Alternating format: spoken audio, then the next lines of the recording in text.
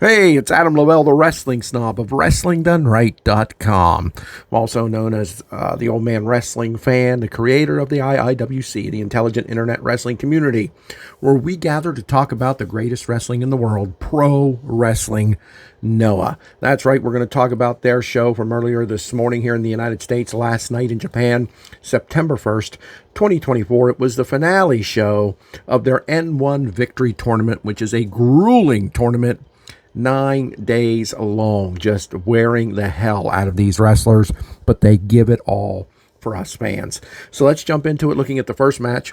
My preview, I mistakenly thought this was a tag team match, and I thought it was an odd pairing on both sides, but I was wrong. You have to forgive me for that. This was a fatal four-way match that saw Hajime Ohara, Alejandro, Tadasuke, and Super Crazy go at it until there was only one man standing. When I thought this was a tag team match, I thought it was Ohara and Alejandro versus Tadasuke and Super Crazy, which would have been weird. It was not. If it were a tag team match, I had predicted Tadasuke would win. If I had known it was a four-way, I probably would have picked the same. But no, that isn't what happened here. Alejandro gets a huge win here. I mean, this is a big win for him. Tadasuke's a big deal in Noah. Ohara, I don't know where he stands currently, but he is a junior legend, in my opinion. And Super Crazy's just a wrestling legend. I mean, he's an old, wily veteran now, but he is hard to put down. He can take a lot of damage, and he did here. Tadasuke, working that spinning toe hold, that old Terry Funk maneuver, which I love so much that he's using. But that didn't bring the win to him. The wily veteran Super Crazy couldn't get the win. The veteran, the highly skilled Hajime Ohara couldn't get the win.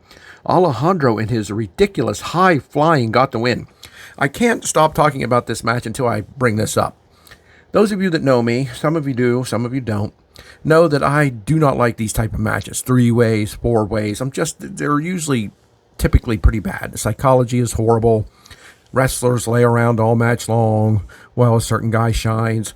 No one knows how to do these. Now, that does not mean I want to see them all the time, like good old Triple H in the WWE and his seemingly love affair with 3-way matches. Please, Noah, don't do that, and I trust that you won't. But why I don't mind them in Noah is they do them in a way that makes sense. They use good, solid psychology. Like this match started with 3 men picking on Alejandro, right? Ohara, Tadasuke, Super Crazy teamed up and beat down Alejandro. Now, so of course it makes sense that you might sell for a little while when you were just beaten down by 3 men. And then those 3 men look at each other and decide, okay, which 2 of us is going to take on one of the other one. Now you got another guy, which I believe it was Ohara, beaten down by 2 men, Tadasuke and Super Crazy. So do you see where I'm going with this? They all work together against 1 man. And again, he would, of course, stay down. You just were beaten up by 3 men. And then those 3 that are standing, 2 of them join and beat down the 3rd man, which would make sense. You might sell that a little while. You were beaten up by 2 men. So now you got some psychological reason that 2 guys would have the time to go one-on-one until one of the other guys recover. And the pattern pretty much repeats, but who sides with who changes as it goes. And what Alejandro did is he used his high-flying ability to run throughout the ring, leap through the ropes, leap on top of the ropes and outside the ring, and take 2 of the guys out one at a time with high-flying moves that look not only dangerous, but powerful, scary, and they would make sense that being hit with a man falling 12 feet out of the sky might take you down for a little while, especially in Noah, where selling matters. That leaves it up to Alejandro to go one-on-one. I believe it was with Ohara, took him out for the win. So this just made sense. I'm not saying it was the match of the night or my favorite match, but if you're going to do a 4-way, you have to figure out how to make them have good wrestling psychology, and my God, does no one know how to do that. Just watch this and see what I mean. Big win for Alejandro, for sure.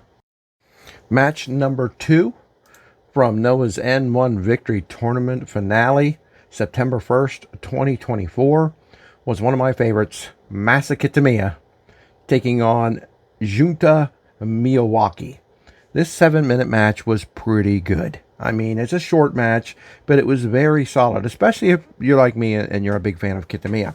Now, I like Miyawaki, and I became a bigger fan of him in this match. I mean, his heart is on his sleeve as he is taking on the bigger, stronger, and much more experienced Masa Kitamiya. And he does a hell of a job. I mean, he went toe-to-toe with Kitamiya here and looked great. And I'm sure you can tell by the tone of my voice that Kitamiya wins. Of course he does. But let me tell you, Miyawaki proved himself here. He proved to me that he belongs. He proved to me that he is the future. He proved to me that he is legit as it comes. And Kitamiya, you could tell, I don't know if he underestimated this kid just a little, just automatically assumed this was a W for him. But he was rocked a few times, and I was a little nervous as a Kitamiya fan. I thought, surely Masa Kitamiya isn't going to lose to this guy. And he did not. I mean, he hit him with his sentons. He hit him with his Saito suplex to end the match, which was nice. Once in a while, you want to see a guy's setup move, a move that he is still very known for, and the Saito suplex Kitamiya is very well known for. So it was really good to see him take an opponent out using that. For once. It doesn't happen often. When he hit the knee crusher, I thought, here we go. He's going to use the prison lock to make this kid submit. But he did not. He just continued to toss him around, throw him around. Figured he wanted to take this kid out with a pinfall victory. And he does it. Not a whole lot more to say about it, other than I did enjoy it. And I do recommend it. But, you know, it is what it is. And it was Masa Kitamiya struggling just a little bit. A little more than I thought he would. But overcoming once he realized he had to take Miyawaki seriously and took him out for the win. I love seeing Masa Kitamiya get singles wins. I really want him to win a singles title. Stu and Mark on commentary has been putting over hard the fact that Masa Kitamiya has never won a singles title in Noah. I'm hoping they've been directed to say that. I'm hoping that means that he's headed that direction. We will have to wait and see. But here's hoping Masa Kitamiya gets to the top or near the top with a singles victory and a championship before too long. Hey, we're up to match number 3 from September 1st, 2024, Pro Wrestling Noah's N1 Victory Road Tournament Finale Show. Next up was a 6-man tag team match that saw Kai Fujimura, Ryohei Oiya, still working on that. Someone sent me how to pronounce that on YouTube. I looked it up. I wanted to give him a shout out here, and the comment seems to be gone. Unless it was somewhere else. Maybe it was Twitter. I'm 99% sure it was on my YouTube, and I can't find it. But it's Ryohei Oiya, teaming with Kai Fujimura and Titus Alexander. And they took on Jack Morris, Oka Sasaki, and Yu Owada. Now, looking at this, I thought for sure Jack Morris, Oka Sasaki, and Yu Owada had the advantage here. Not because Fujimura is any kind of joke. And Alexander, it was the belle of the ball in this match and in this tournament. He did not win the N1 or go to the finals, but he's the star walking out of this most heralded. I mean, come on.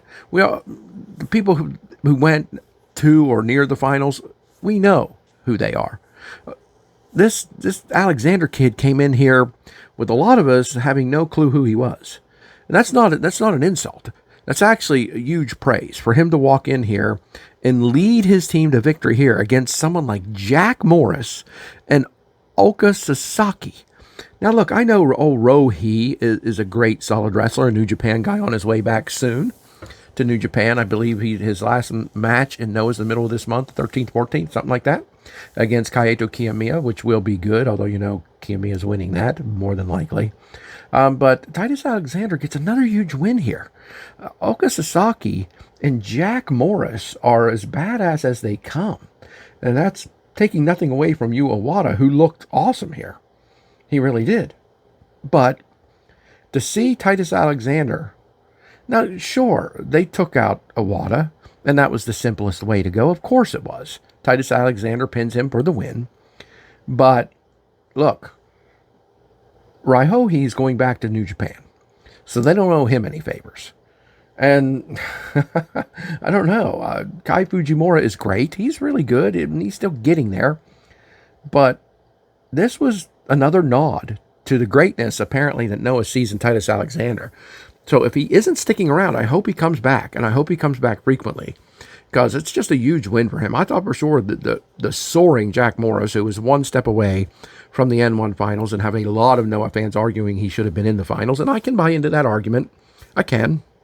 I mean, why not make Jack Morris an even bigger star? He's already huge in Noah. Make him even bigger. Ulka Sasaki, a badass MMA guy who has won, fight of the night, knockout of the night numerous times when he was in UFC. Thanks to Mark and Stu on commentary pointing that out. But no, it was Titus Alexander winning yet another match. This kid is something. He doesn't look like anything special, and I don't mean that as an insult. I mean, he's in shape, and he looks good, but I mean, you don't look at him. He's no Josh Briggs, he's just, and I'm not saying Josh Briggs is some technical marvel. You don't just look at Titus Alexander and think, oh man, look out. But he is soaring in Noah, and he continued to soar here with a huge win. I'd go so far as to say this was not a good win for Jack Morris, and not a good loss for Jack Morris, not a good loss for Ulka Sasaki. I liked how Jack and Sasaki looked together as a team, but they lost. Yes, it was their third man, Owada, who went down. But I'm kind of blown away by this in both a good and a bad way. Congratulations to Titus Alexander. Again, huge win, but wow, Jack Morris and Ulka Sasaki going down here. Kind of shocked. The fourth match from September 1st, 2024, Pro Wrestling Noah N1 Finale Show. It was a great tag team match that saw Manabu Soya team up with WWE's NXT Tavian Heights, who has impressed me to no end in this tournament, to take on Kazuyuki Fujita and Yoshi Tatsu. Just what an interesting team that is. But I'll tell you what, I thought Tatsu looked better than I'd seen him in some time, and I've watched him in All Japan a few years back and thought he looked decent. You can't picture WWE Yoshitatsu. I'm sure most of you know that. And at the same time, I'm not saying he's a killer, but he's no longer the Bullet Club killer, thank God, New Japan. But he just looked like a solid, well-built, if you will. And I'm not talking muscularity here. I'm just talking about he just had a good look to him. He looked solid. He was a good worker. I appreciated everything he did in this match. And Fujita, who, old Ironhead, who's going to go in there and kill you dead. That's just how it goes. I didn't think looked as impressive as normal. He looked a little weak against Tavian Heights, and I can't believe I'm saying that. And even a little against Manabu Soya. I was looking for Fujita's interaction with Soya and especially Heights, and he had some more with Soya than Heights, but it was disappointing. I'm not saying this match was bad. It was not. It was good. It was decent. It was fun for what it was. But Tatsu got way more of the work on his team than Fujita did, and I feel like Soya got more time in the ring than Heights did. And I really like Soya, so I don't really have a big problem with that. But I wanted to see Tavian Heights really test his merit against Fujita.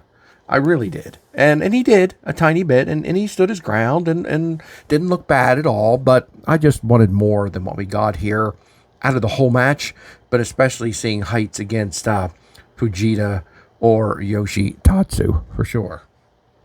Of course, Yoshi Tatsu is the one who goes down and gets pinned by Tavian Heights' jumping bomb, which is basically an incredible leaping belly to belly. I mean, you have to see this thing. You picture belly to belly with someone like Bailey, someone like Magnum TA, someone like Shane Douglas, but no, you've never seen a belly to belly until you've seen Tavian Heights. I was real curious. I knew Fujita wasn't going to get pinned here, but I was real curious if Tavian Heights could hit that move on Fujita. It would have been an impressive thing to see. It really would have. But mostly those two play grab ass more than they wrestled, trying to get in Greco-Roman position and stuff, which was fine. It was fun. I liked it. But I really wanted to see Heights and Fujita go at it, and they didn't. So that took a lot away from this match. But again, I'm not saying it was bad. I am a big Manabu Soya fan. I've always wanted him to be pushed further and harder and higher, and Noah looks like he's going to be. They just announced a GHC National Championship match on September 14th, and that's the same day as Roy Ohi's final match at Noah. I think that's what I said earlier, September 14th, correct? Anyhow, we'll talk about more of that whenever I preview that show. But this match was good, but it let me down because I really wanted to see Heights versus Fujita more than I did. Simple as that, really. But good win for Heights and Soya, for sure. Match number 5 was a rare women's match in pro wrestling. Now, it doesn't happen often. It's been happening more over the last 2 years or so than ever, but it's still considered a spectacle more than not. I thought the fans responded good to this. I'm talking about, I think they were calling them Team Noah, even though they're from Marvelous Wrestling. I've never watched that. I'm familiar with some of their wrestlers, but I've never watched their programming. I'm familiar with them when they've come to Stardom, which I watch regularly. But this was the Great Muta's granddaughter. I believe I said daughter in the preview. It's his granddaughter, kayfabe, but come on, play along. Let's not be assholes. Great Sakuya teaming with Takashi Miyuki and Sandra Moon and Takumi Iroha. Forgive me if I butchered any of them. They took on Bozilla, who I'm very familiar with. She's incredible, super young, super huge, without being really fat, and unbelievably powerful. Kazuna Tanaka, Kayoki Amari, and Miku Aona.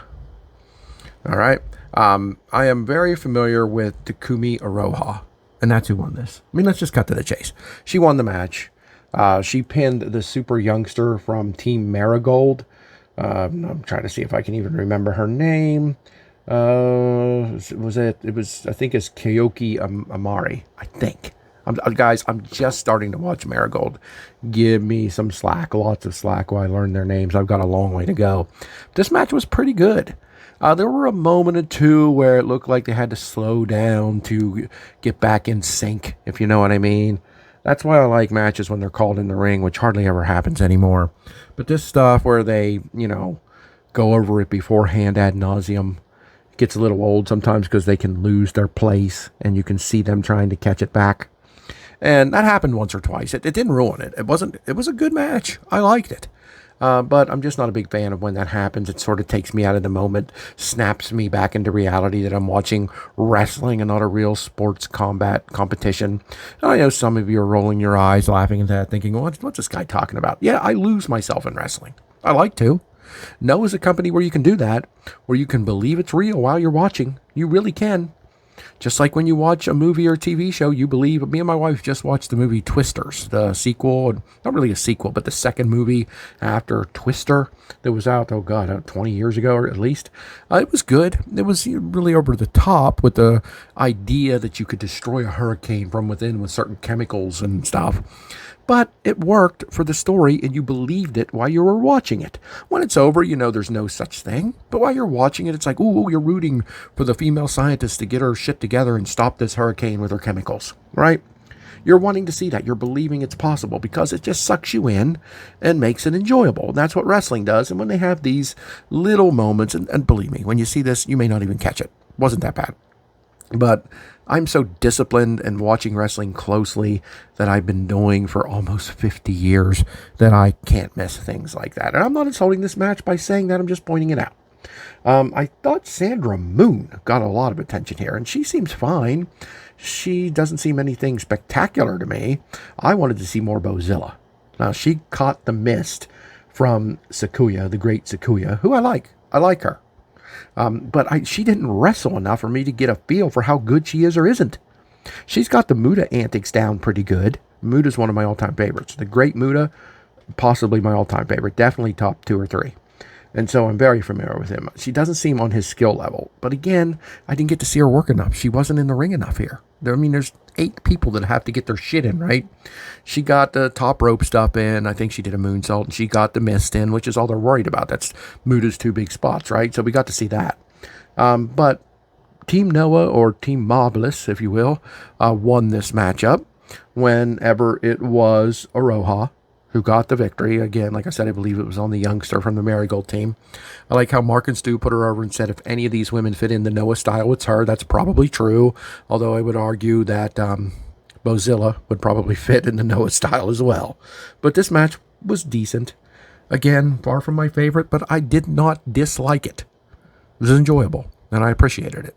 And I want to see more of Great Sakuya to see if she's legit or not. Can someone tell me? What are your thoughts? She the real deal in the ring? She wasn't in there enough for me to tell. She really wasn't. I like the gimmick, though. I do.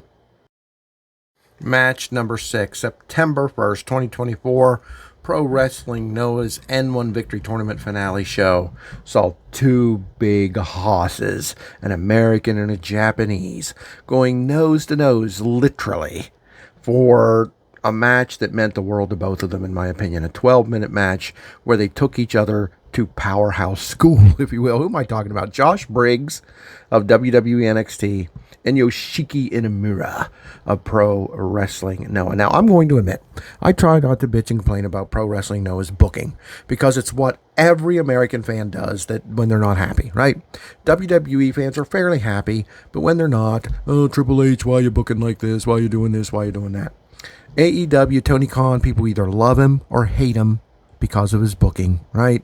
Oh, thank you for giving us these dream matches. Or like, why don't you give us more stories? It's what everybody does. And there are plenty of people, especially American, who bitch about Pro Wrestling Noah's booking. And I saw plenty of people bitching about Josh Briggs being boring, being no good, being, just worthless. I mean, they're really putting him down. But yet at the same time, praising Inamura. Now, is Inamura better than Josh Briggs? Of course, in my opinion, of course.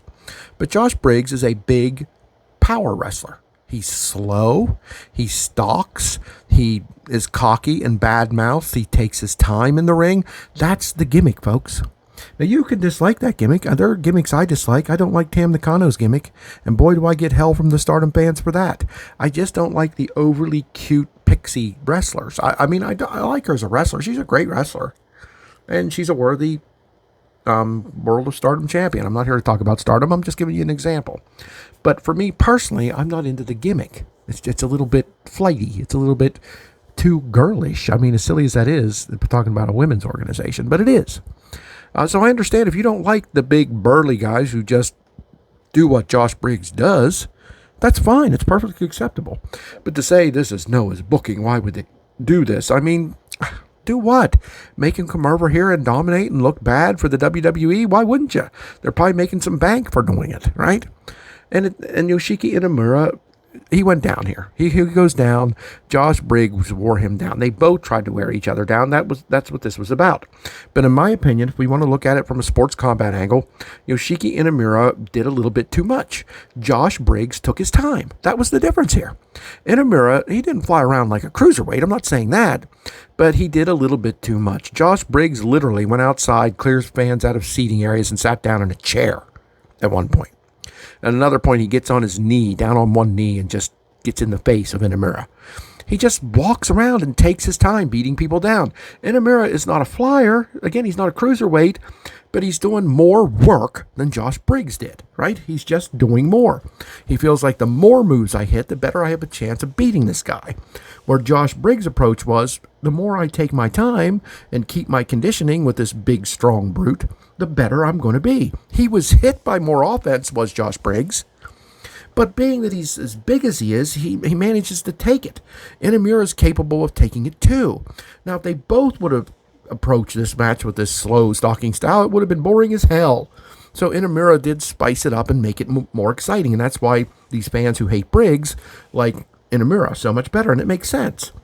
But Josh Briggs is working his style, and it worked for him here, and it got him another big, huge victory. He came through this tournament looking like $1 million, leaving for WWE again. If he hasn't left already, I think he probably has, and he's going to go back with this ridiculous good experience under his belt and be better for it. Inamura, I don't know what Noah's doing with him. I don't. Word is he's going on another excursion, a second one. Now, is this Noah sending him? Or is this him being frustrated and saying, let me go wrestle in Europe again or something? I don't know. But Inamura should definitely be a bigger star than he is in Noah. I don't know why he's not. And I would like to see that change. But I'm not going to do nothing but bitch about it. I'm going to trust Noah and see where it goes. Inamura's in his 30s. Some people are like, well, we better do something soon. Okay. I trust Noah. Let's give it a chance. Let's see where it goes. This was a good match. Two hulking behemoths throwing each other around, kicking, punching, stomping, suplexing, until Josh Briggs won out and won another big match in Noah. I'm going to be honest with you. This next match number 6 from September 1st, Pro Wrestling Noah N1 Victory Tournament Finale show, was my least favorite of the night. And it's not because the wrestling was bad. Bear with me. Listen to me, hear what I have to say. This match saw El Hijo del Dr. Wagner Jr. team with his brother Galeno Del Mal and Luis Monte to take on Alpha Wolf, Dragonbane, and Shun Skywalker. Shun Skywalker is an exciting wrestler. He's a heel of all heels, at least in Noah he is. Walked around stomping the Noah logo and laughing at Noah, mocking them, basically. Well, and let me tell you, Dr. Wagner's brother, this is my first time seeing him, Galeno Del Mal, is a giant. He is a big man. Put me in the mind of someone like Braun Strowman. I don't know if he's that big, but he's pretty damn big. I had no clue. Never saw him before. And honestly, I'm gonna be fair here. Luis Monte hasn't impressed me a whole lot since his arrival, but he did here. Thought he looked good here. Dragonbane and Alpha Wolf are always excellent. I always forget the name of their tag team. That sounds like something about goal or something. Always makes me think of a goalie in hockey or something. But Golpanos, forget me, I don't remember. Even though I watched them and liked them a lot. If it's not an American term, my mind takes a while to grasp it. All right, forgive me. Shun Skywalker, I've seen many times. He's been in America several times. Never saw him live, but I've seen him in the old Evolve and Dragon Gate USA and places like that. And I know that he's excellent. But let me tell you why I didn't like this match. It's the reason I can't really talk much about it other than saying what I've already said. The referee might as well left. I mean, he stood there the entire match, holding one finger up on each hand, trying to tell the wrestlers this is supposed to be one-on-one, one-on-one, one-on-one. This match was never one-on-one. Not at the very end. At the very end, it was one-on-one. But before that, it was 3-on-3, 2-on-2, 3-on-2, 1-on-3. The entire match. Not a lot of it, not parts of it. The entire thing. Now, I understand in Lucha Libre, there are no tags needed. Now, I don't know. I've seen nothing about this match being Lucha Libre rules. But even if it was, and they didn't tell us, or they did tell us in Japanese and I didn't get it, I think Stu and Mark would have told us, it wasn't just there wasn't no tags. There was never 1-versus-1 in the match until the very end of it. There just wasn't. And the winners were Dr. Wagner, his brother, and Luis Monte, which is good, I guess. But I don't know. This match was chaos. Was it the wrestling fine? Yes. Were some of the high spots thrilling? Yes. Did I like Luis Monte in this match more than I liked him anywhere else? Yes. Was Shun Skywalker impressive again? Yes. So there was much about this match that wasn't bad. I'm not saying, oh, this match sucked. It was terrible. But to me, I'm not interested in the mass chaos matches unless they're pre-announced. If this would have been pre-announced as hey, this is just all 6 men in the ring at the same time, no tags, just go at it. No hardcore, no anything goes garbage except for that. All of them in the ring at the same time. Then I could have accepted it as for being that. But if this was supposed to be a regular 3-versus-3 match, it was ridiculous. Hard to keep track of. I don't know how he would talk about, all I could do was tell you about who hit this move and who hit that move, and I don't really care about that. I care about a fight looking like a fight, an athletic contest looking legit, and this just looked like a big giant circus, in my opinion. And not because of high spots, but because it was just no rules. And they didn't use tables and chairs and ladders, thank God. But there were no tag team rules, and I'm sorry, but that bothers me. Next matchup was for the GHC Heavyweight Tag Team Championship. This was on September 1st, 2024, Noah's N1 finale show. This saw the GHC Heavyweight Tag Team Champions Naomichi Marufuji and Takashi Segura, again, forgive me, against Akitoshi Saito and Mohamed Yone. Yeah, folks, sometimes I know the names of Japanese wrestlers like the back of my hand and still mispronounce them. I don't know why. Hasami will have to forgive me. She worked with me on that, offered to help me with that a year or so ago, and maybe I need a refresher from her or somebody.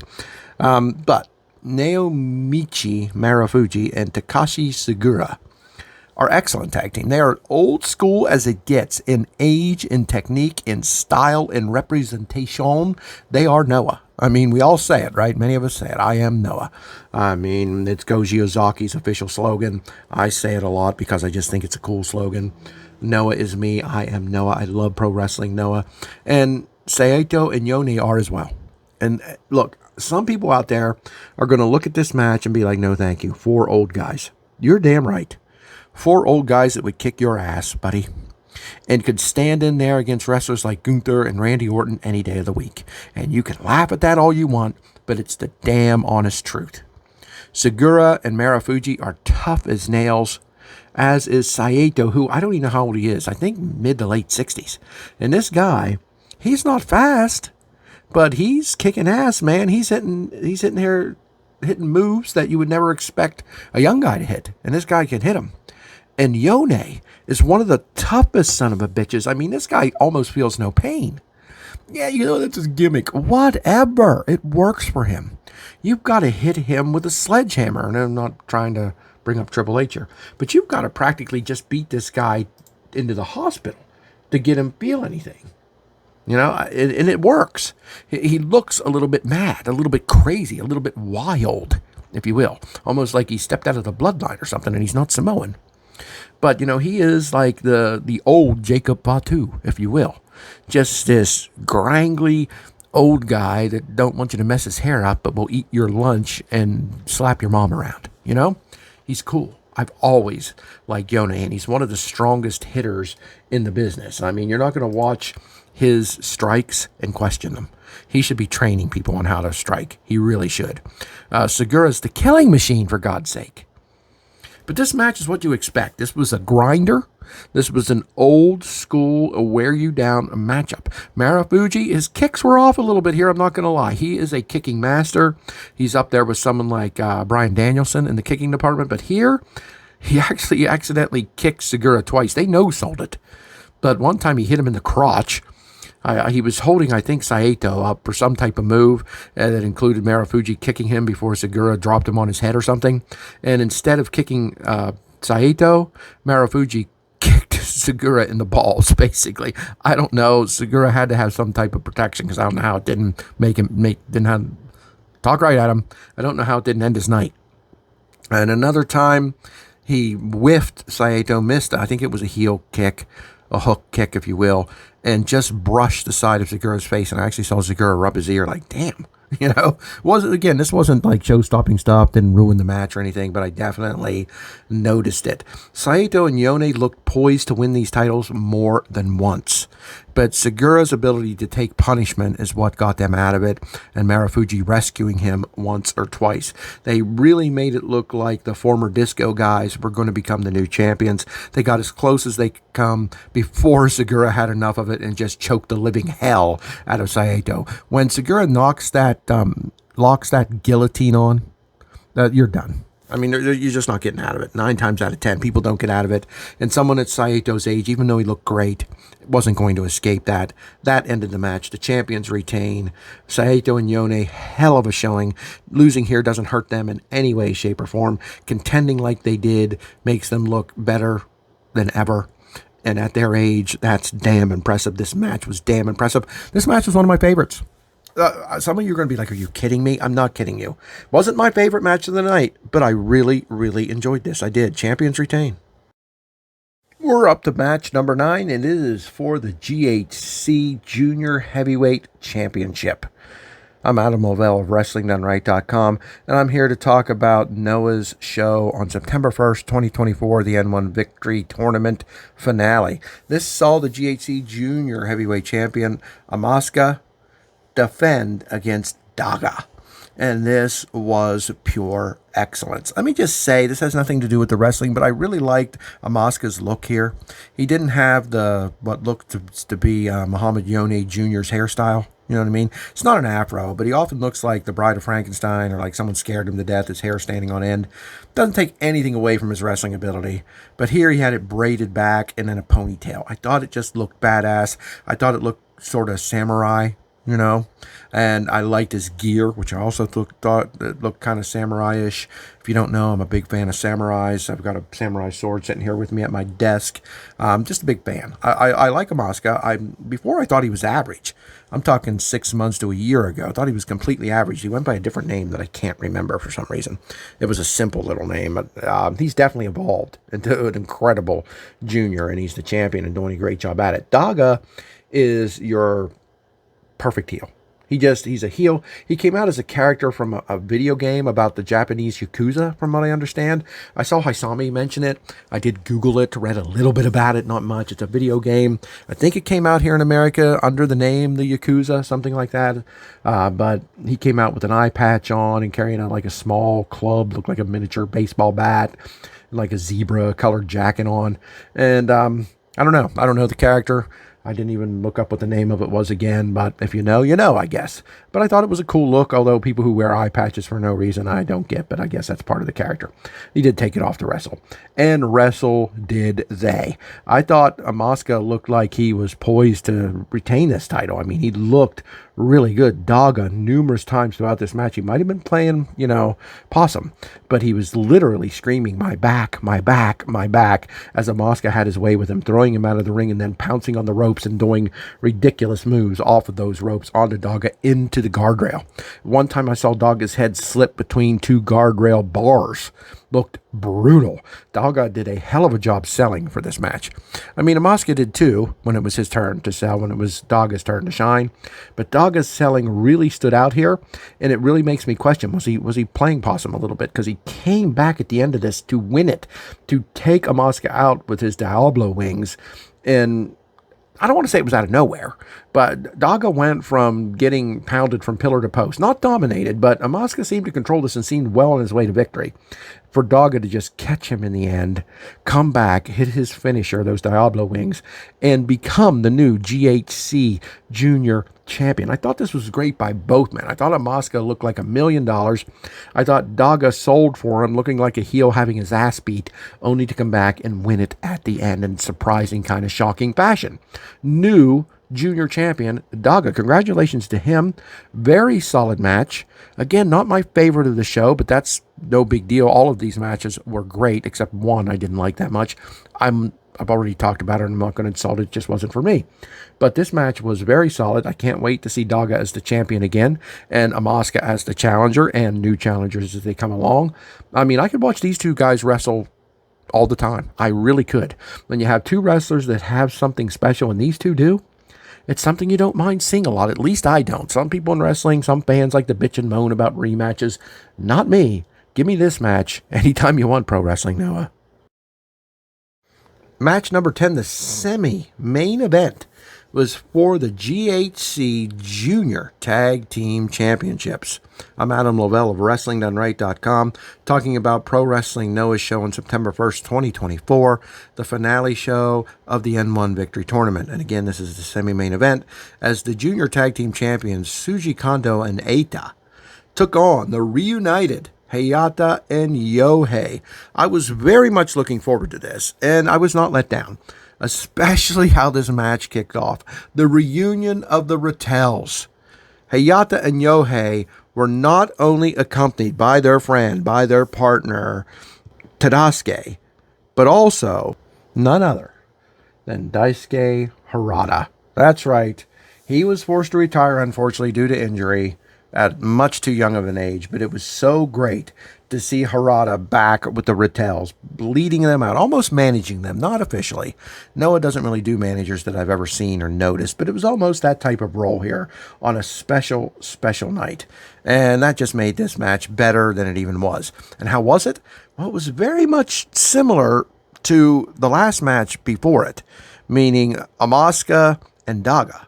Now, not carbon copies, that's not what I'm saying. But what I mean by that is the champions, Kondo and Eita, seem to control this match 85% of the time. I mean, now the argument is Hayata and Yohei are just now starting to team again after being apart for quite some time. I'm sure they're still feeling out, you know, how their team's going to work. They're older, okay? So they're going to be just a little bit slower. And they're going to have to figure out their strategies and what they're going to do for the most part. I'm sure they can pick back up where they left off with relative ease, but there might be a little rust here, and which led to Kondo, especially Kondo. Kondo wrestled like Josh Briggs here. Slow. This isn't an insult.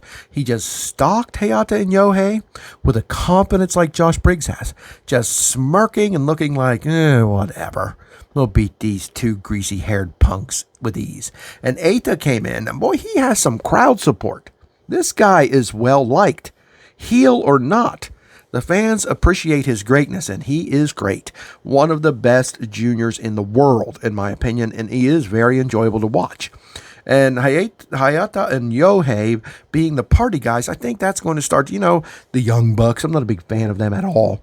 But as they get older, they're starting to get tiresome. You got to change it up. And Hayata and Yohei, I think, are going to be forced to do this. They weren't bad. That's not what I'm saying. But they're older, right? They can't have just the playboy personas, which is mostly Yohei. Hayata's more of the badass. But they're going to just have to tweak themselves a little bit here, in my opinion. Kondo and Aita seemed poised to win this, and they were upset. They were beat. Hayata and Yohei overcome and beat the overconfident, arrogant tag team champions in a match that was pretty surprising. I honestly thought this would be pretty even, back and forth. Didn't know who to predict to win, but I did predict Hayata and Yohei because it's an emotional thing, right? Especially with Harada there. And that comes to fruition. They overcome the beating that they were taking. And let me tell you, Kondo was just dishing it out like a regular old badass.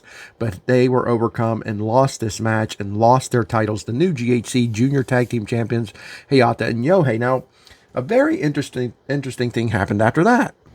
The Rattels joined together center ring, that being Harada, Hayata, Yohei, Tadasuke, and Harada has the mic. And I think he's just going to, wax on about the past, which would be absolutely fine. But instead, he calls out a guy I had to Google and ask Hisami about. Who the hell's this guy? 25-year-old Yuto Kikuchi is called out by Harada. And he tells the team, he tells the former Rattels, that this guy is part of their team. They need to make him part of their unit. They need to add a fourth guy. And Harada is telling them, Yuto Kikuchi is that man. He's from Osaka. I'm looking at his cage match page right now. He has no rating, and I'm not insulting him for this. He's just not known by the mass wrestling crowd. I'm sure those in Japan know him. I do not. He's 5'8", 165 pounds. He's a small guy. He's been in the business for 8 years. He's listed as a technician, a technical wrestler. His nickname has been the Red Eagle. And his signature moves are the diving foot stomp, drop kick, KSK, and KYK. I'm not sure what either of those are. KSK and KYK. Someone will have to lighten me on that. What do you guys know about Yuto Kikuchi? Maybe Hisami will print something up for us. It's not a request. It's just, I don't know. Hopefully I can find some information. Because like I said, even his cage match page doesn't tell us much. He's from Dotonbori Pro Wrestling. Dotonbori. The Dotonbori Pro Wrestling. That's where he's from. You click on that. It has no ratings either. Again, just says it's from Osaka. It does have a Twitter page and stuff like that. But I'm not going to spend more time here talking about this guy. Not because I have anything against him. I'm curious to see how good he is. If Harad is recommending him, he must be good. Hisami told me he's pretty much modeled himself after someone like Hayata. So that will be interesting. But hey, new GHC Junior Champions. A new member to the threesome being Yuto Kikuchi. And where does this leave Kondo and Eita? Are they still a team? Will they go into singles? We'll have to wait and see. Now it's the match we've all been waiting for, although most of these matches have been excellent. But we have been waiting for the main event on September 1st, 2024. Pro Wrestling Noah N1 Finale Show. The N1 Finale match. Kaito Kiyomiya also putting his GHC heavyweight title on the line against Keno. Both of these guys have been leaders, have been aces, have been big-time guys in pro wrestling Noah for a number of years now, especially Keno. Kiyomiya's been around a while too, but not nearly as long as Keno, but still a vital part of this company, and the GHC champion. I'm Adam Lavelle of WrestlingDoneRight.com. I talk about pro wrestling Noah, the greatest wrestling in the world, wrestling done right. And this match was everything I wanted it to be. It was two partners who recently joined up in the Rebellion faction. And this was also to determine who would lead that faction. And the fact that Keno would ever submit to somebody else as leader of something he's a part of is mind-blowing. But these guys worked each other over as only these two can. They have a special, it's not hatred, it's a healthy respect for each other, but because of that respect, they pull out all the stops. They do everything they can. Keno will do anything to win. And I don't mean cheating and underhandedness. I just mean put his body on the line, throw it all at the wall, do whatever he can. Kiyomiya, after submitting himself to Keiji Muto, and learning his ways has become better than ever. And he's no Muto clone, but he will use his moves. He will use his setups. He has learned the Shining Wizard and has learned to use that move out of nowhere, if you will, like jumping off the top rope with a Shining Wizard. When he runs in and hits a grounded Shining Wizard, he grabs his opponent's head and pulls it into his shin. The modified Shining Wizard, the normal Shining Wizard, the spinning Shining Wizard. That's not all he's about either. If you've never seen this guy work, which most of you listening to me, I'm sure you have. But the rare case somebody's listening to me wanting to know what Noah's all about. This guy, Kaito Kiyomiya, has just adapted much of what Keiji Muto into a style all his own. He is an aerialist, he's a technician, and he's even a little bit of a power guy. Kiyomiya has it all. Sometimes he's too colorful for me. Sometimes I'm not a big fan of his gear. Sometimes he's a little bit too expressive with it, in my opinion, but it's also a Japanese thing, I believe. So I try not to begrudge him for it. Keno, some people are looking at Keno like, what are you talking about? Look at this guy's coat. Looks like he's on fire or something. What's that supposed to be? Yeah, Keno's a little colorful too, but nowhere near as over the top with it as Kiyomiya is. Keno's more of a badass character than Kiyomiya is. Kiyomiya is a baby-kissing, handshaking guy, even though here Keno seems to be going that direction. I guess being part of the rebellion is also being fan favorites. I don't know. I'm still trying to figure that out. I don't have a problem with it. I'm just still trying to figure that out. But no, Keno just hit those double knee stomps from the second and top rope. They fight outside the ring into the railing. This match was just excellent. Now, I said in my preview it was guaranteed match of the year. I don't think it rose to that level. I still think it was very good. I am still very, very pleased with it. This was my favorite match of the night. Although I loved that tag team match, that heavyweight tag team match. I do. It was such a throwback. But I really loved this one. And Keno was determined to win this, but not quite as much as Kiyomiya. Kiyomiya wins it. Get this, folks. With an arm drag. Now, granted, before the arm drag, he hit several of his Shining Wizards. Before that, he had Keno locked in a severe figure four, which took a lot out of Keno, which I think led to his loss, honestly. But in honor of Ogawa, who has just retired due to an injury, and he's not going to have a celebration, he's not going to have a match, he's not going to have a card, he's not going to have a party or a celebration, he's just quietly retiring. Kiyomiya finished this with a basic hold taught to him by Ogawa back in the day. It was just a way to honor him, a traditional move, a way to shock Keno, who probably never dreamed that the cover would be made after such a move. But it was, and it worked. And it led to our champion, Kaito Kiyomiya, retaining the first time the champion has defended the title in the GHC, let alone retaining it and becoming the leader of the rebellion. Keno shaking Kiyomiya's hand afterward. Most people thought there's no way Keno's staying in this faction and submitting to a leader. But he did. He shook his hand, left him to the center of the ring to celebrate with that huge-ass trophy and that beautiful title belt, representing us all as the leader, the ace, the champion of Noah, promising to take it to the forefront of wrestling. And I hope he does.